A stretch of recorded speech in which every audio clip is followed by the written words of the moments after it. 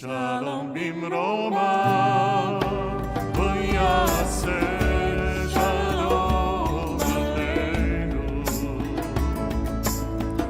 עושה שלום במרומה, ויעשה שלום עלינו.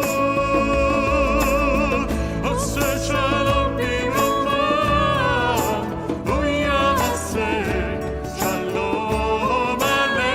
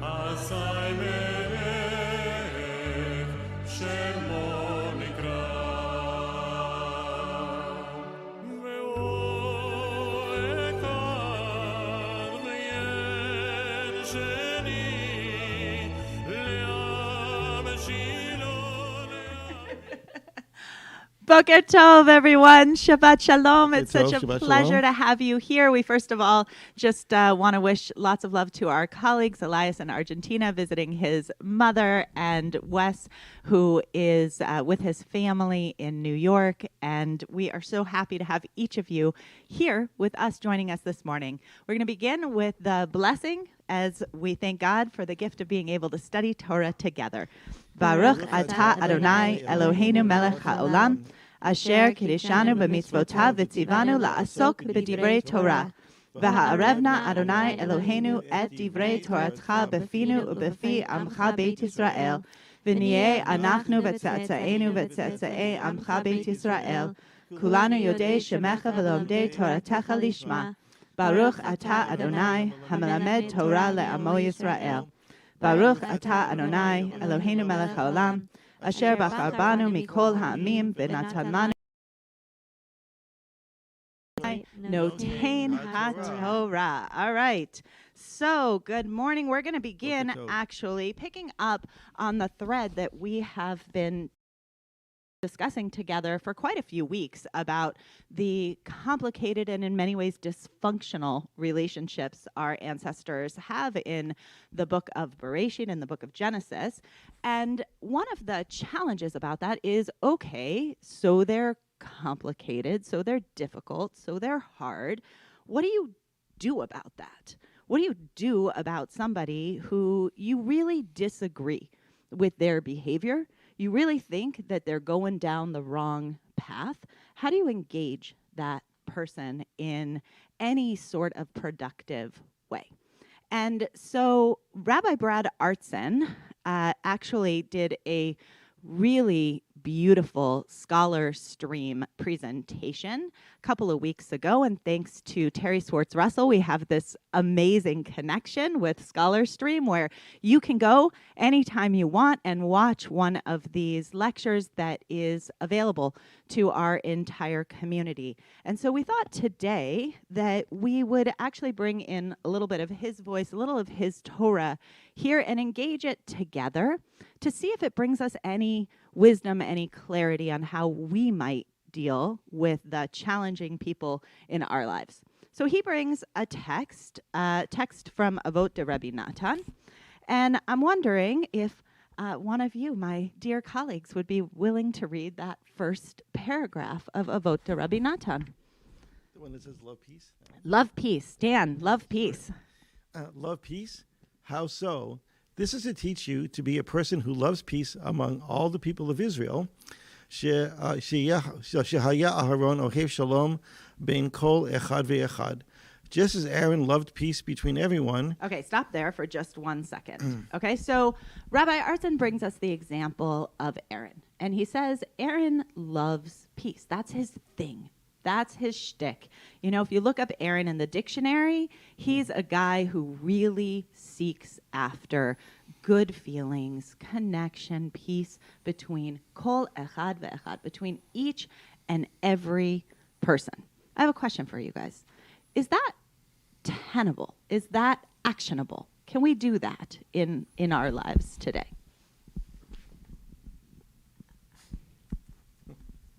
What's interesting to me is I'm not even sure it stands for Aaron. Like, he can, I think about like the golden calf incident. Like, okay, is he making peace between every single person? Not really. He actually misses a really big person in the sky, or, however you want to think about God, that there's actually, he can't even do it. Like, this is his greatest aspiration. He wants to be a peacemaker. But he doesn't, and he gets caught up in lies. I mean, there's that really intense incident with him and Miriam bashing Moses' wife. Like, he aspires to that. I think he does aspire to that, but I don't think even he reaches that level. And I love that you say that, because actually the beginning in a clip that we're not going to see of Rabbi Artson's lecture, he actually gets asked about, well, wait a minute, how can you say that Aaron is the one who loves peace and does peace? Isn't he responsible for the whole golden calf thing? And the response that Rabbi Artson gives is one of the most magnificent I've heard in my life, which is, this is midrash, people, right? Like, you can't expect that you get one answer You're not going to get one answer. So Aaron is indeed the one who loves everyone and who holds them and who lifts them and whose highest aspiration is peace. And he's the one who gave in and kind of created the greatest sin of our people in all times and really didn't aspire to that. He's the one who himself has complicated family dynamics. And Rabbi Artson had said, the greatest thing about Midrash is that you can have one on one day and one on another, and both are true. Why didn't you hear this one on this day? Well, because today, this is the sermon you need to hear about Aaron. Maybe tomorrow we'll have another. So today, we're trying to dig in to the sermon on Aaron about peace and making relationships. And if we could imagine him as someone who can do that. I'm still stuck in this question here, Dan, about is that a good aspiration? Like, you want everybody to be comfortable. Is that a good aspiration? I think it is. I was thinking about the word chet, that we call it sin in English, but it's really not that. It's really someone who's trying to do the best that they can. It's the archer's term, you miss the mark. And so I was thinking about that in terms of what you just said about Aharon. He tried his best, but on the other hand, like Moshe, who hits the rock, he's human. And he reaches limits. When he's talking about, Miriam, it's just because that's what humans do, and there are times that you're caught. It's like it's like you have the microphone and you forget to shut it off. At the most inopportune time, right? So I think that, and the question about is that the right the best aspiration? I'm torn because I try to live my life that way, but then there are times that when that comes back to bite you in a certain way. If you're trying to let everyone have peace between each other, oftentimes what ends up is that you actually fail on both ends. So if you and you can be rolled over, and then you can also be accused of being the one who says, well, if you'd only stepped up and said this or that, and that might have actually been more helpful. So it really depends on how you approach it. But it's the right aspiration, and sometimes it's just not accessible. It's not actually, you're not able to do it. One of the things that's interesting for me just sitting here is there's a way in which this text feels so far from our reality that the aspiration to be Ohev Shalom in our world is just not there. And I think about Aaron. And one of the challenges of wanting to make everybody around you happy is you lose your own sense of core. And you lose what you think and what you feel because you're just so worried about what everyone else in the room thinks and feels. It's very hard to hold all of that together. And then I think we see that with Aaron over and over again. It's an interesting contrast. I think the pendulum in our cultural zeitgeist has shifted towards everyone being so focused and so clear about their own sense of things that there's no space to hold what's going on outside. And that feels like we're living in a really different moment, and it's hard to get back to this. It's even hard for me to just sit in this, like, is this a value? That it just feels foreign. Wow, that's really powerful. There's a cultural shift here that we're all experiencing that makes it hard for us to relate. Well, let's see what Rabbi Artson has to say. So the second paragraph. Rabbi Meir says, what does the verse mean when it says, and he turned many away from sin? When Aaron would walk in the street, he would meet a bad person and he would greet them. And the next day, when that person was about to sin, they'd say, Oi, how could I possibly raise my eyes and look at Aaron in the face? I'll be embarrassed to face him because he greeted me so warmly. And as a result, that person would refrain from wrongdoing. So here's this beautiful idea that the way he turned people away from sin was not by pointing out their flaws. It wasn't by holding them accountable, by chewing them out, by showing them what they did wrong. No. What he did was he acted as though they were already the kind of righteous person they were trying to become. And he had a kind of anticipatory relationship. I'm not going to relate to you as you are in your struggle. I'm going to hold out for you the vision of your success. And I'm going to treat you as though it's already in the bag. And the response to that, it's so powerful and so psychologically wise. The response to that is a person who is about to do something, like he's walking down the street and there's a celebrity sighting. Oh my God, look, it's Aaron, the high priest. And then Aaron goes out of his way to say to this low life, no good Nick, oh, it's so good to see you. And the guy's so pleased with that. And then he's about to go do the terrible thing that he was going to do. And he says, wait a minute, I won't be able to face Aaron if I act like this. So I better not do that, because I want to be the guy who's able to greet him back when he says hi to me. Right? Look at how what he does to stop wrongdoing is to lift people up, to see them as they would want to be seen, whether they've earned that or not. And that the very act of seeing people in their best possible light is itself an incentive to lift them up, to hold them higher, right? So that's how Aaron helps people refrain from wrongdoing, right? You may see yourself as the kind of person who would behave in such an unworthy way, but not in my presence. Not in my presence. In my presence, you are exactly the kind of person who knows to say no to that. And because I see you that way so consistently, you will internalize that. With each time I greet you, it's going to be harder and harder for you to backslide. And so Aaron is proactively lifting people up, not by lying to them, but by seeing them in the best possible light. Wow. Seeing people in the best possible light is just such a beautiful aspiration. And I want to ask the two of you watching Rabbi Artson, is this just incredibly powerful Torah for engaging people on a higher level, or is it patronizing? I'm not sure that it's patronizing, but I think it's totally unrealistic. How so? Say more. I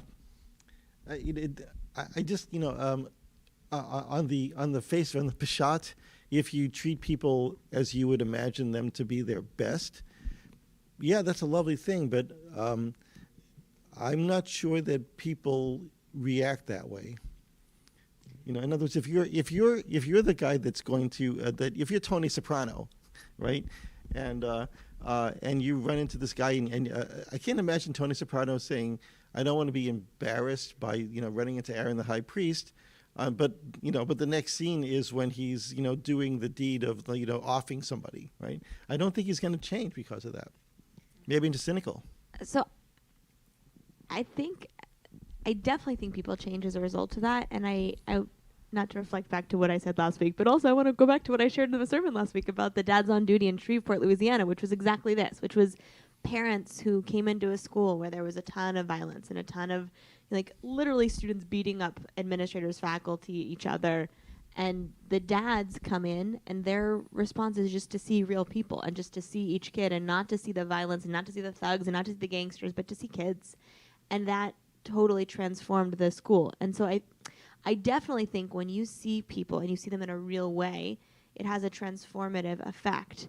I'm not sure I would call that peacemaking though. This interesting thing. I think that's just generally being a decent human being. And the whole premise of this midrash is what does it mean to love peace? And for him, the explanation is loving peace is about loving the inner quality of each person that allows that person to be their best self. I'm not sure that means peace. And I could actually see a world in which loving the best of each person brings out very different qualities that actually create really interesting conflicts and opportunities to work things through. So it feels like both a beautiful teaching and also like, is that peace? I'm not sure. I just want to go back. So this woman administrator in that school in Boston that just got nearly beaten to death, right?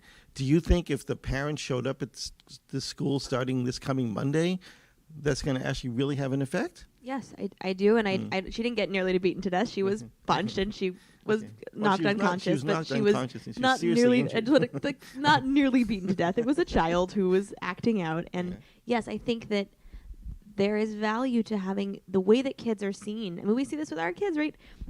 You can come into a classroom, and if the classroom is out of control and you just like, you sit down, you out of here. Like if you act angry, you're never going to get in control. You have to be able to see the kids under that, and you have to tease them and like be like, okay, it's about the sort of loving regard that allows kids to see that you see them beyond whatever behavior they're exhibiting, and you see the potential to do the right thing in that moment. Because if not, there's no incentive if you don't see them as a decent human being, there's zero incentive for them to ever become a decent human being because you've written them off already. So I want to make this very practical and very specific, right?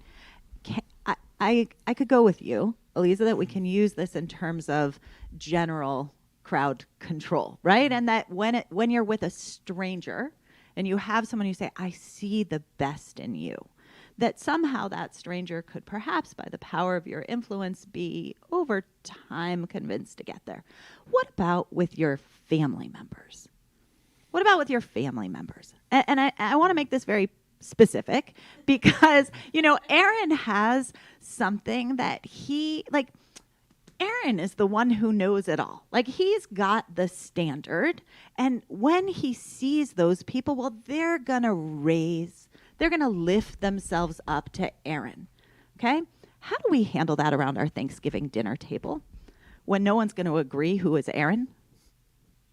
Yeah, I love that question. I was thinking of this in the broader question of what we've been talking about the past several weeks with our patriarchs, right? We talk about our patriarchs with like Avraham, he's wonderful with strangers, but horrible with his family. And we have that model, that it goes on and on and on. Then bringing this back to the quote with Aaron. So Aaron meets a stranger on the street, as opposed to, Moshe, where with Moshe he feels comfortable enough to talk behind his back, right? So sometimes that the dynamic works in the public realm and not in the personal realm. And then also thinking about the question about how do we relate to difficult people in our family. That is so complex because it's just, you just think of all the times where it's like, with the burial of Avraham, that his two sons, he didn't see him. We have so many examples of that. Think about all the funerals that you do, where you see where people come together that they come for the funeral, but they haven't spoken to each other. They've been feuding about, I don't know, cutting the turkey or whatever, that movie, for like 30 years and haven't talked to each other. Right. And back to Eliza's earlier point, there's a sense of embarrassment when somebody sees Aaron. I want to do something differently. What about when you are locked in political feud with your family and you see the world very different way? There's no embarrassment on either side. Well, but I think there is the teaching of Aaron, right? And like, to be crystal clear, like the bad behavior we're expecting around Thanksgiving is not like anybody punching each other. I mean, like, I hope not. I hope the most bad behavior you're expecting is like maybe a kid who gets a little bit too much sugar and is a little acting out, or right, that political conversation. And I think that's where Aaron's Torah really has important wisdom for us, because if you hear somebody sharing a political perspective that's oppositional to your own and your thought process goes, what a jerk, I can't believe they would think that, they're just challenging the entire world, their viewpoint is going to ruin everything, right? Then there's no possibility for conversation. But Aaron, and I think this is not something that necessarily comes from this text, but I would read into it, right? What does it mean to say shalom to wicked people? It means to acknowledge them, their humanity. It means to acknowledge the importance of building relationship and the importance of connecting. And if we take that seriously, I think that gives us a viewpoint for our Thanksgiving dinners and for these conversations where if you can see the person that fundamentally disagrees with you, whose perspective actually challenges your own, whose perspective makes you feel afraid for the world, like whatever that is, and you can say, like, I see that you're a good person, and I see that you care about the world, and I see that, we've had this long relationship, and I really value that, and I really want to understand where you're coming from. I think that could really transform that Thanksgiving conversation. Well, let's think about that a little bit more deeply in terms of this text, right? If Aaron is the one who does see the kol echad ve'echad, right? I'm seeing you, I'm seeing your pain, I'm seeing your brokenness, I'm seeing your perspective, I'm honoring that. I want to disagree with you a little, Eliza, in that I think, ultimately Aaron's goal is to not to affirm and hold that you're still a good person too, but actually get the person to transform to who he is. But how he goes about it, actually, I think is super important and really kind of challenging to us today in terms of how we view how we might go about it. And for that, I'm going to kick back over to Rabbi Artson to continue us in the third paragraph of this text. Down there.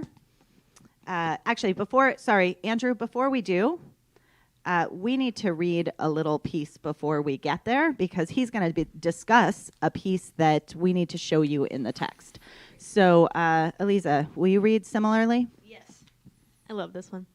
Similarly, when two people were fighting with one another, Aaron would go and sit next to one of them and say, "My son, look at the anguish your friend is going through. His heart is ripped apart and he is tearing at his clothes. He's saying, 'How can I face my old friend? I'm so ashamed. I betrayed his trust.'" Aaron would sit with him until his rage subsided. Then Aaron would go to the other person in the fight and say, "Oh, my son, look at the anguish your friend is going through. His heart is ripped apart and he is tearing at his clothes. He is saying, 'How can I face my old friend? I am so ashamed. I betrayed his trust.'" Aaron would sit with him until his rage subsided. When the two people saw each other, they would embrace and kiss one another. And that is why it says in Numbers, "And the entire house of Israel wept for Aaron for 30 days. All right, over to Rabbi Artson to hear his interpretation. The way he brought peace was by lying, by telling people your buddy felt something that he didn't feel, right? In point of fact, his buddy was over there beating his chest because he thought that the guy you were sitting with is a jerk. But there is a notion in the rabbis that telling a falsehood for the sake of a greater good is okay. In fact, that isn't a violation of morality, that one can turn truth into idolatry, right? And if you make telling the truth, no matter what the impact that truth will cause, your highest or your only value, you do damage, right? So truth is highly valued among the rabbis, but there is a higher truth, which is the truth of reestablishing relationships, of reestablishing harmony.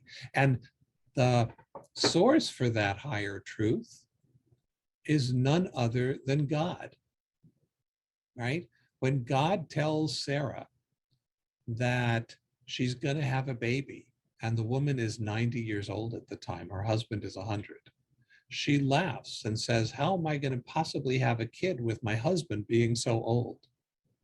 And Abraham sees her laughing and says to God, "What did she say? What made her laugh?" And God lies. God said, this is in the Bible, by the way, I'm not making this up, someone else did, right?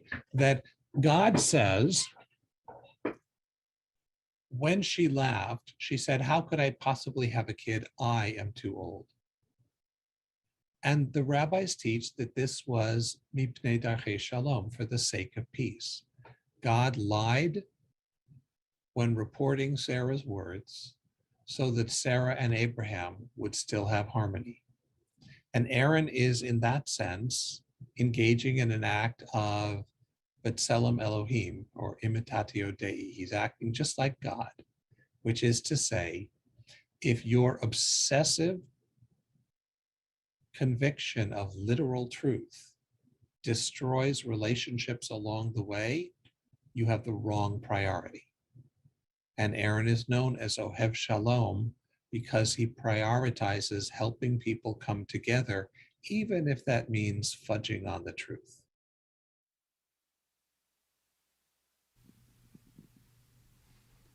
Okay. Is this Torah you can bring to your Thanksgiving dinner table? I don't think this passes.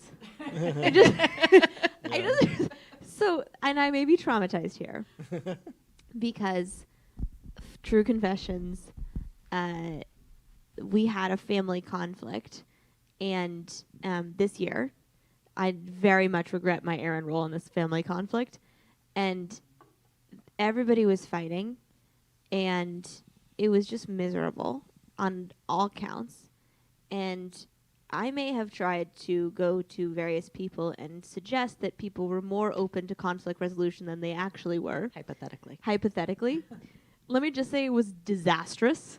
I may not be Aaron, but it never works to lie. It never works to not be truthful. And I get, okay, like, it's one thing to not be brutally honest when you don't have to be. Like, there are situations where, like, it's okay to not speak the truth, but to actively lie to people and to have their conflict resolution be based on a lie and to move people to a place that they're not ready to be in yet, I don't think that's the way towards peace. I don't think that's helpful. I can speak experientially, and also just like it just like in what universe do two people that are in the middle of a fight say like, oh, he's upset, oh, I feel so much better? Like, what? Dan?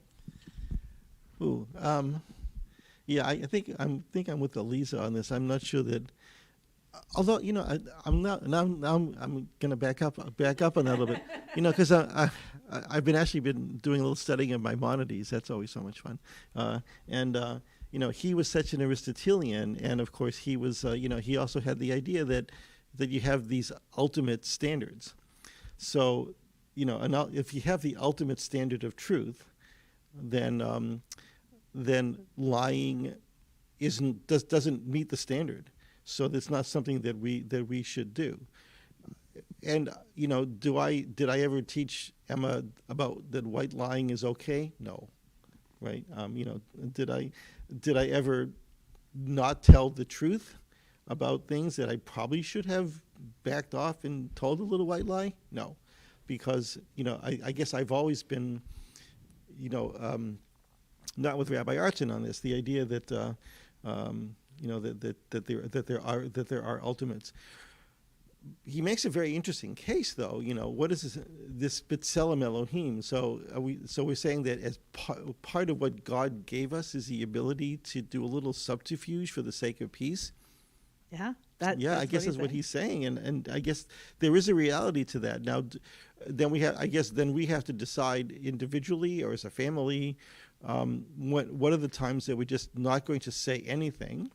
What are the times that we're going to speak the truth plain out and be ready to back into our corners for a fight?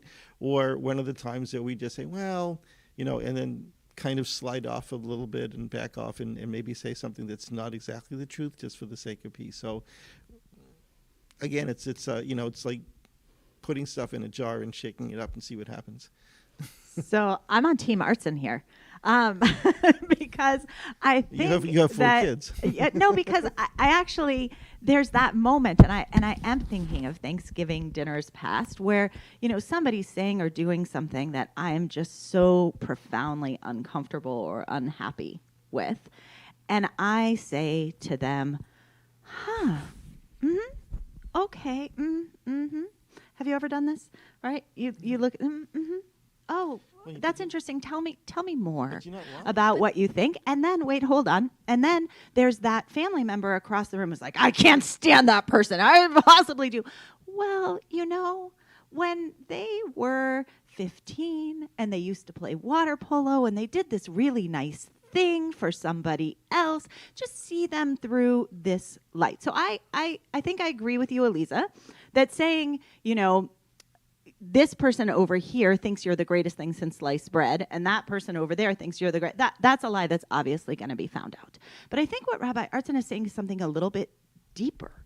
He's actually saying that when we pursue truth as our ultimate value, we wind up actually betraying the people in our lives, and that sometimes perhaps we could highlight one truth more than we highlight another. Maybe this is midrash on my part, but that it doesn't have to be the literal lie, but it could be that you could greet people and grant people the sense of seeing something in their life that you would lift up for somebody else in a relationship, and you're not going to get stuck on your truth that you're holding deeply in your encounters with other people, which doesn't leave space for them to hold their truths deeply.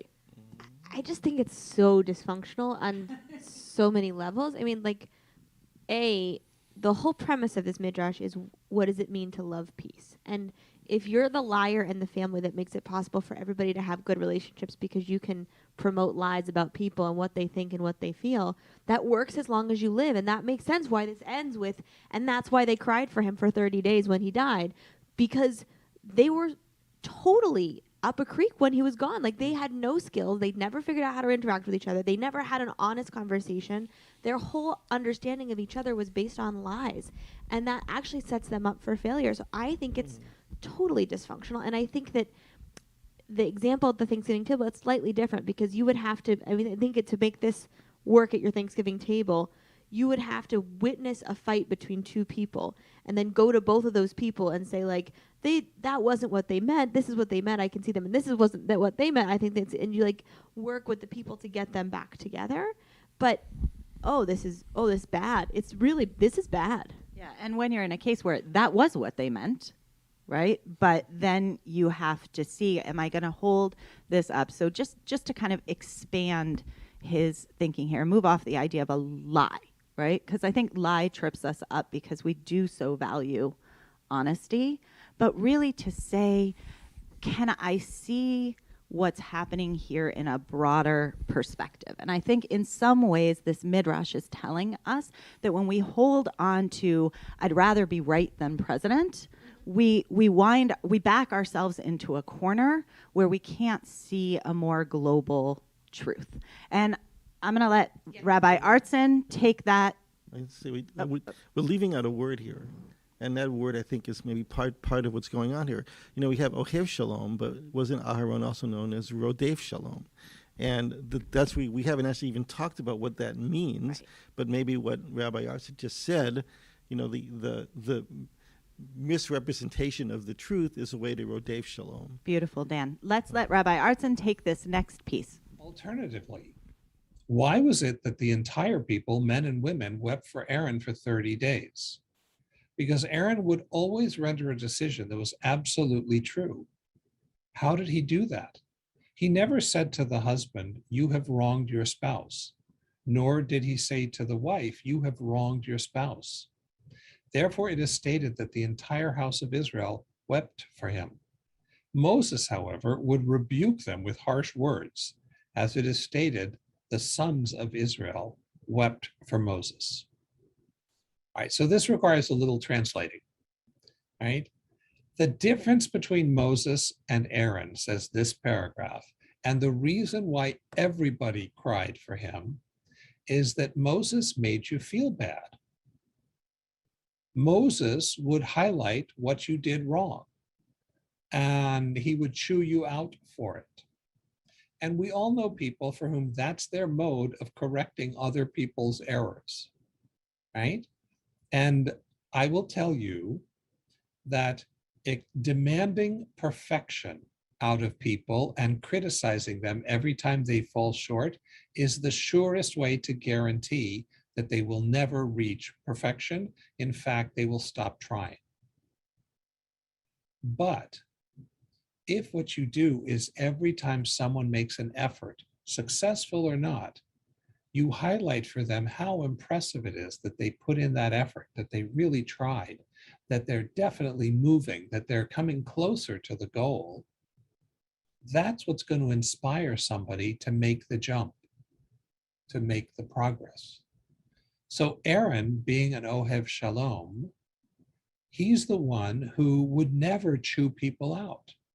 He would find the way to identify the piece of goodness in what they were thinking or feeling or doing, and he would build on it.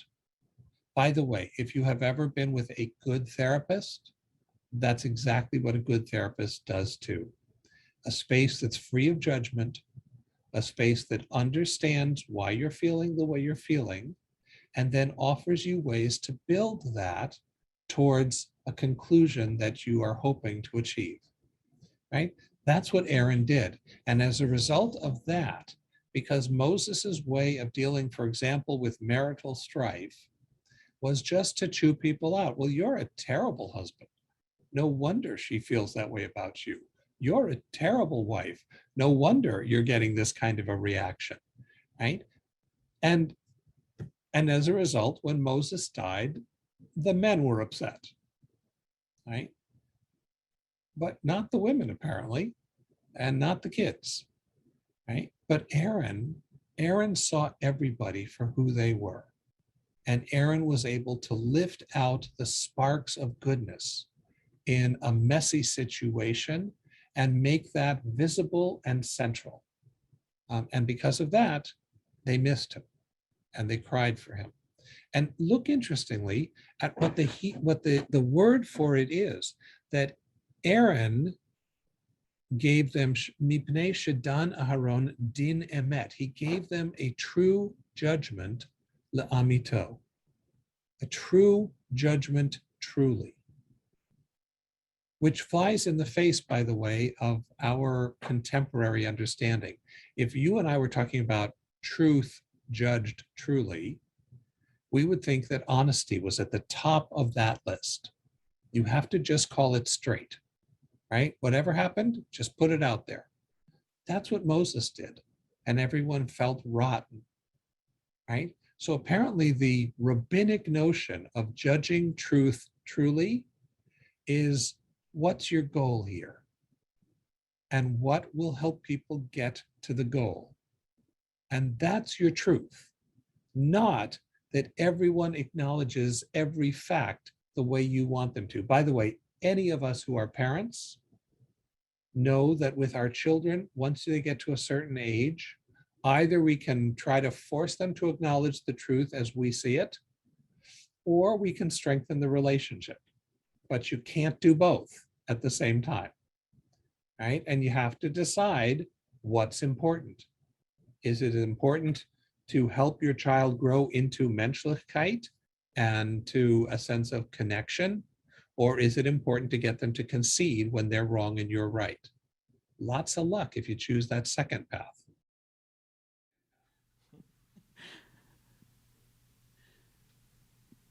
So it's clear where Rabbi Artson's position lies in terms of telling the truth versus, really being that honest family that you're seeing that has, in the end, they're going to be stronger because they're all truthful with each other if they get there into that place. Rabbi Artson clearly says and states, truth is not always helpful to you in building a relationship that is more peaceful, more truthful, more holy than that small or even large disagreement that you have between you.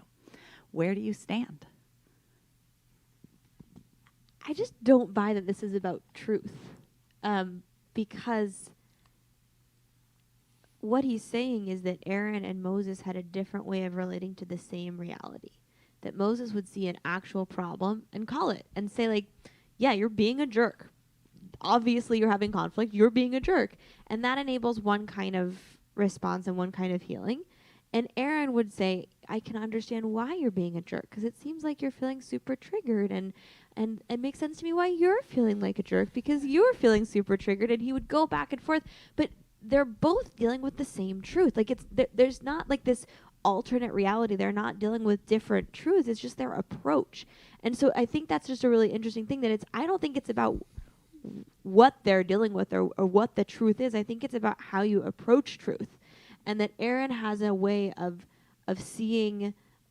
He just has a rosier picture than Moses does. And I think that actually both function really importantly. There's a reason that Moses can't get them out of Egypt on his own. There's also a reason that God didn't pick Aaron. Like, it's a lovely thought, but like, Aaron doesn't get them 40 years through the desert. He's a lovely, like, accompanier. He's really helpful with translating from Moses. Moses is like, big picture, just get it done. And Aaron can translate. But I just don't buy that this is about truth. And I'm just really not. I'm not with the, like, it bothers me.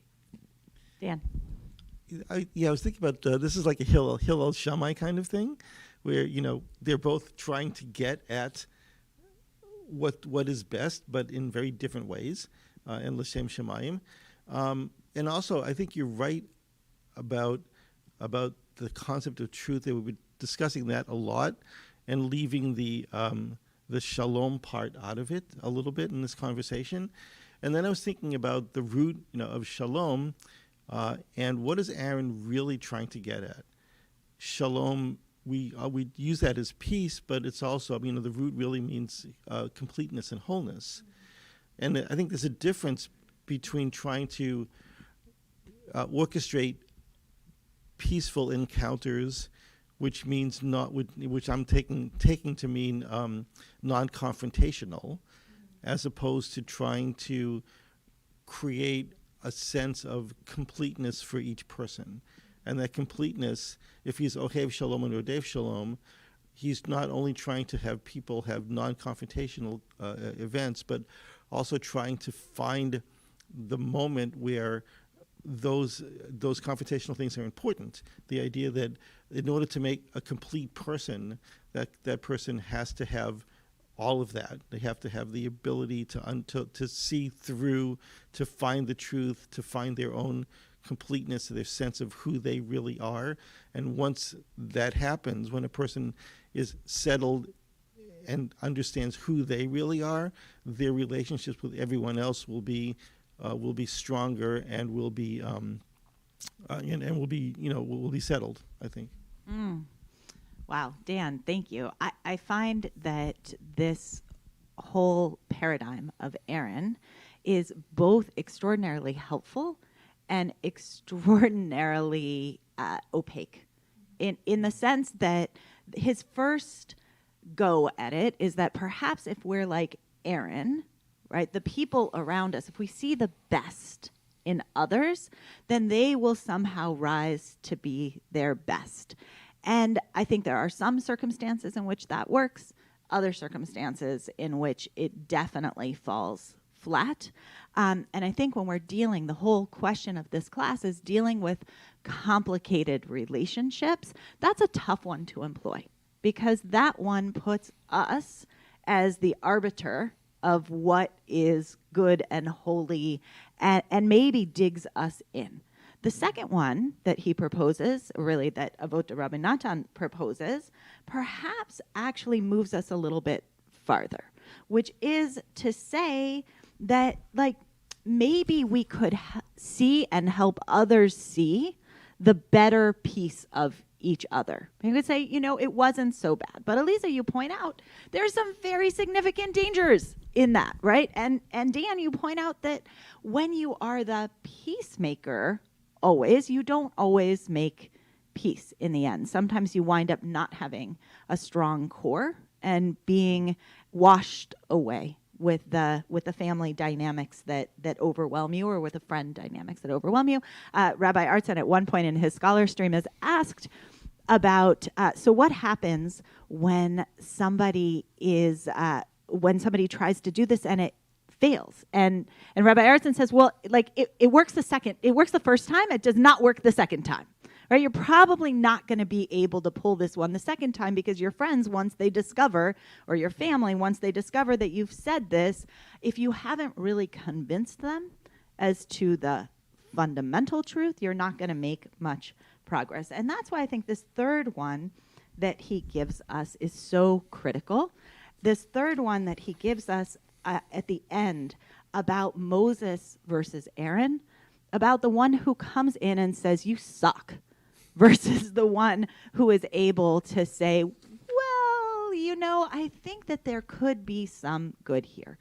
And I find that one to be the most actionable of the three options that he gives us, because that one right there at the very end gives us the opportunity to think about the model of who we want to be. Eliza, you so beautifully point out that we need Moses and we need Aaron. And so I want to ask you last thing around your Thanksgiving table. If you could bring one voice to your Thanksgiving table, would it be Moses or would it be Aaron? Not fair. I want to be Eliza. Can I be Eliza? Yeah, that's the best answer. Yeah. What was it? As you're trying to help the relationships around your table, you want to lay it all out? You want to tell people what they're doing wrong? Do you want to have your turkey, in your case, your meal? Yes, it is a traditional Thanksgiving meal.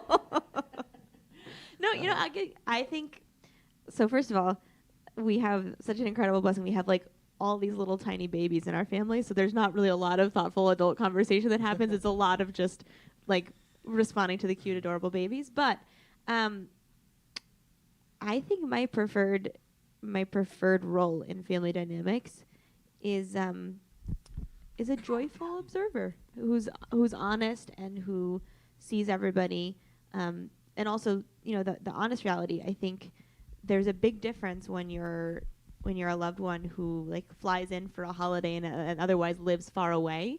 You get a very different family dynamic than if you're living together year round and you see each other on a regular basis and you're always together. So I'm not sure super applies, but I don't want either of their perspectives. I want somewhere in the middle. You're going to opt out. Yeah, I'm totally opting out. Okay. Yeah, and I guess similarly, I would just say I don't want one or the other. I want both. Because, I mean, really, when you look at it, was it really Moshe that brought the people out, or was it Moshe and Aharon? And who led the people? Was it Moshe or Moshe and Aharon? And the answer is both. That's the best Jewish answer, both, right? And that's where I am. Okay, so I am going to ask over your tofu. each. Pardon? Over your tofu. Over my tofu, tofurkey. What are you choosing? I'm gonna leave this actually in your hands. I think there are, of course, moments and places for Moses' voice, but this text, Avot Rabbi Natan, is focused on the possibility that actually we can move our relationships towards change. And so I'm going to argue that, at least at my Thanksgiving table, it's Aaron's voice that I'd like to embody. I'd like to be able to see the best in those around me. I'd like to be able to lift the conversation and help others see the best in those at the table together with them.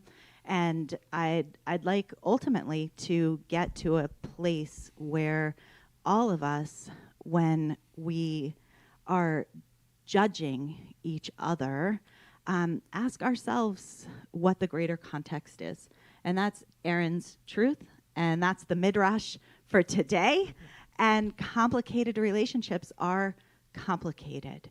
And I buy what Rabbi Artson is saying, that if you are relentless in your pursuit of being right in your truth, there will not be much room left for that relationship.